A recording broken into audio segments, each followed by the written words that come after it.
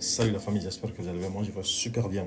Aujourd'hui, on va parler de cette affaire qui fait couler beaucoup d'encre et de salive. Vous savez, il s'agit d'un jeune Guinéen, voilà, qui était en couple avec une dame voilà, ivoirienne, voilà, et qui l'a donné trois belles, magnifiques filles. Voilà, ces filles sont tellement adorables que non, tu ne peux pas rester au moins sans faire en tout cas de vidéos pour remercier cette dame ivoirienne, quoi. Mais il se trouve que notre frère guinéen, Mohamed Silla, qui quand même, après avoir en tout cas alerté la fille qu'il descendait au pays, donc est parti. Et puis quelques temps après, donc il va se marier avec une artiste guinéenne, chanteuse très connue, Rudi. Et voilà, donc il va donc décider de rester avec cette dernière parce que vous savez très bien que Rudi est en train de préparer son album et peut-être forcément les concerts c'est bientôt. Mais ce que j'aimerais dire surtout à nos frères et à nos sœurs ivoiriens, parce que j'ai vu ces derniers temps, ils activent des lives en critiquant les Guinéens. Non, les Guinéens ne sont pas responsables. Non, les Guinéens, quand vous êtes en couple avec les Guinéens, non, on va vous abandonner. Et puis, paf, on part, on épouse en tout cas une Guinéenne. C'est comme ça que les Guinéens sont. Et ça ne cesse en tout cas d'enflammer en tout cas la toile, quoi. C'est ce que je m'en vais vous dire forcément, vous les Guinéens et les Ivoiriens qui me suivent actuellement.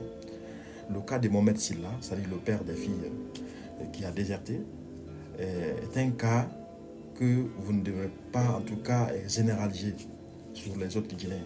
Il y a bel et bien des Guinéens qui sont responsables et qui, après avoir commis en tout cas une action, prennent les responsabilités pour dire voilà, j'assume tout ce que j'ai fait. Et d'après donc les explications, il paraît que ce monsieur a donc dit à sa femme qu'il souhaiterait en tout cas rentrer au pays avec ses deux grandes filles pour les mettre à l'école. Parce que vous savez très bien que vivre dans un pays maghrébin, c'est pas trop facile.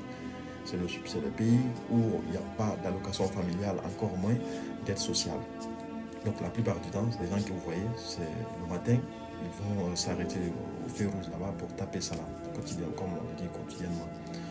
Donc voilà l'état dans lequel se trouve en tout cas la femme de Mohamed Silla.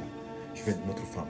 Donc, ce que je m'en vais dire en tout cas aux Guinéens, vous qui me suivez maintenant là, c'est de vous mobiliser, de faire de telle sorte que réellement cette jeune dame puisse en tout cas obtenir ici de l'aide. Et ça peut en tout cas la réconforter parce que là où elle a vraiment besoin de l'assistance, trois enfants dans un pays étranger, surtout comme le Maroc, c'est pas tout facile.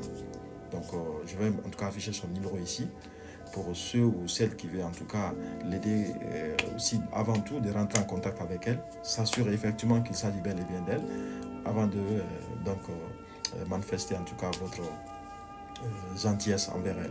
Donc surtout les Ivoiriens, vous qui activez les lives, il ne faut pas nous énerver parce que si vous nous énervez, nous allons construire des villas pour elle. Nous allons prendre en charge tous ses besoins. Ça au moins c'est clair. Hein? Donc calmez-vous, mettons la balle à terre, quoi. Merci.